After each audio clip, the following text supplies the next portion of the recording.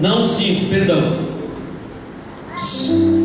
Olha só o que Nabucodonosor diz nos últimos momentos que você ouve falar de Nabucodonosor aqui no livro de Daniel, capítulo 4, versículo 37. Agora, pois, eu, Nabucodonosor, louvo, exalto e glorifico ao Rei do céu, porque todas as suas obras são verdades, e os seus caminhos são justos, e ele pode humilhar aos que andam na soberba. Nabucodonosor reconheceu que foi soberbo, e Deus quebrou ao meio. Deus colocou Nabucodonosor para comer capim dos bois. É isso que você leu um pouco antes aqui. Mas aí depois de Nabucodonosor veio seu filho Belsazar. E aí a gente entra no capítulo 6, no capítulo 5. E Belsazar fez o que era feio, era mal aos olhos de Deus. Ele deu um banquete. Alô, vocês estão me ouvindo? É que às vezes a pessoa gosta de ir no show só para cantar, né? Na hora da Bíblia dá um sono desgraçado. É desgraçado mesmo, porque não tem graça nenhuma. Presta atenção, fala: Jesus, me ajuda, eu quero ficar acordado, quero ouvir a palavra, quero aprender, quero chegar em casa e ler a Bíblia. Tem um monte de gente pregando asneira para você aí, ó. Tem um monte de gente fazendo música gospel, cantando de Jesus, aleluia. Um monte de aberração, e você fala: ah, que letra linda. Tem um monte de gente que canta de letra linda no secular também. Nada contra o rapaz. Aí Jesus Cristo também não é uma música gospel, fala Jesus. Espero que um dia ele conheça o Jesus verdadeiro. Você já não conheceu, não compete a mim. A salvação não sou eu que dou, é Jesus. Mas você tem que ficar ligado, irmão. Você só se liga quando você está ligado na palavra. Você tem discernimento.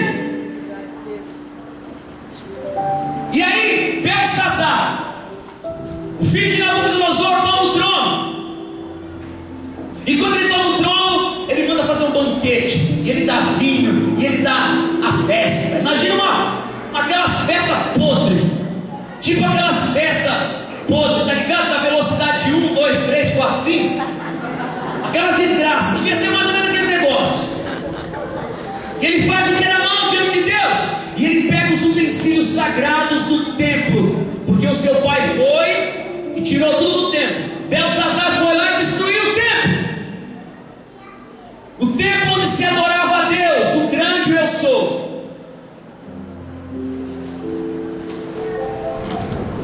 E ele dá uma festa podre, suja.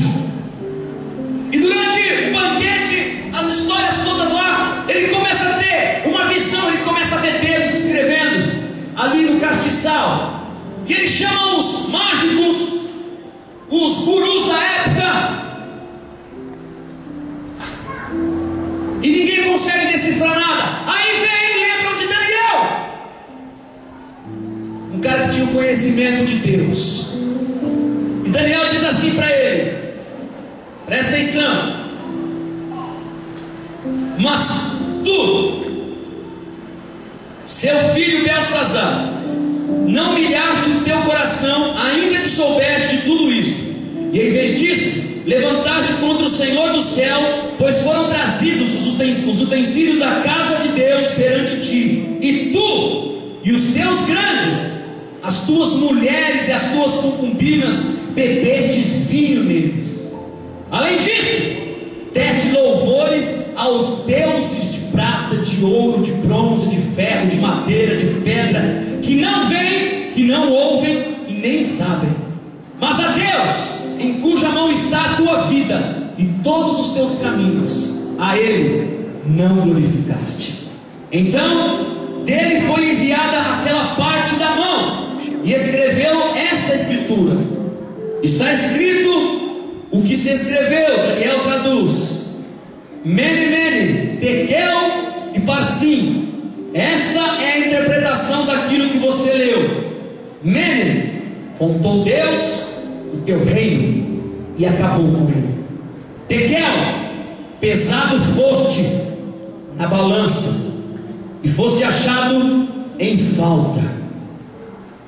Pérez, dividido foi o teu reino e dado aos medos e aos persas. Então mandou Belsazar que vestissem a Daniel de púrpura e que lhe pusessem uma cadeia de ouro ao pescoço e proclamassem a respeito dele que havia de ser o terceiro dominador do reino. Naquela mesma noite foi morto Belsazar, rei dos caldeus, e Dário, ou Dario como alguns chamam, o rei Medo, ocupou o reino com a idade de 62 anos. Agora eu vou continuar lendo onde eu quero chegar para você, no capítulo 6. Por favor, pare agora de tirar foto, de falar, muito silêncio para você entender o que eu estou falando.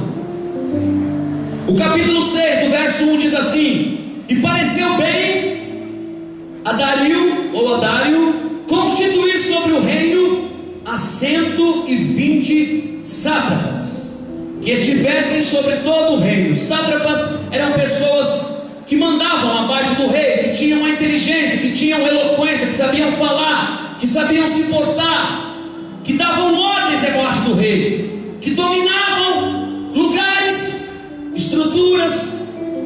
E o rei Dario mandou que as 120 pessoas fossem colocadas, e sobre eles 3 presidentes, 3 pessoas que mandassem mais. Então imagina assim: os sátrapas eram os prefeitos, os 3 presidentes seriam os governadores, e Dário, estou acabando já, tá bom? E Dário seria o rei, claro, o presidente da república. E sobre eles 3 presidentes, dos quais Daniel era um. Diga comigo, Daniel era um dos 3 presidentes. Fala para o teu amigo assim, ó, Daniel era escravo. Ele era judeu. Ele era da linhagem de Israel. Mas mesmo escravo, ele foi o terceiro do reinado de Dário.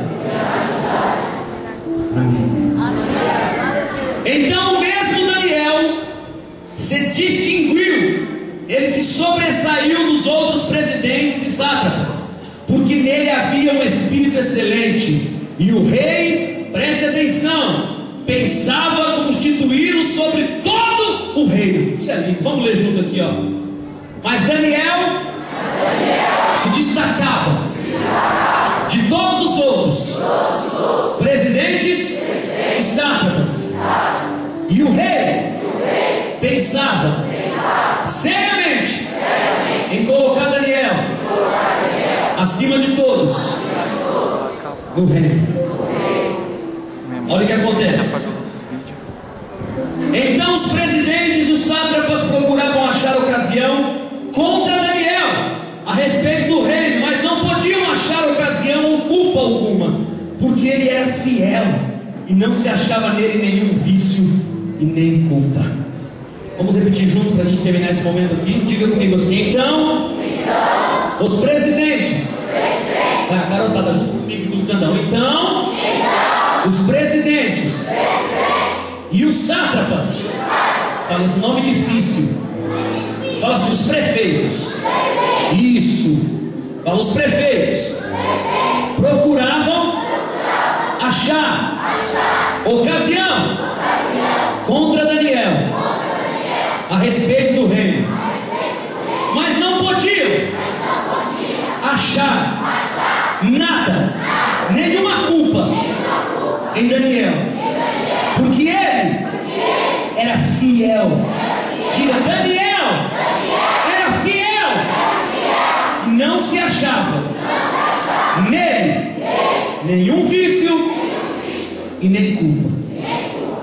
Amém.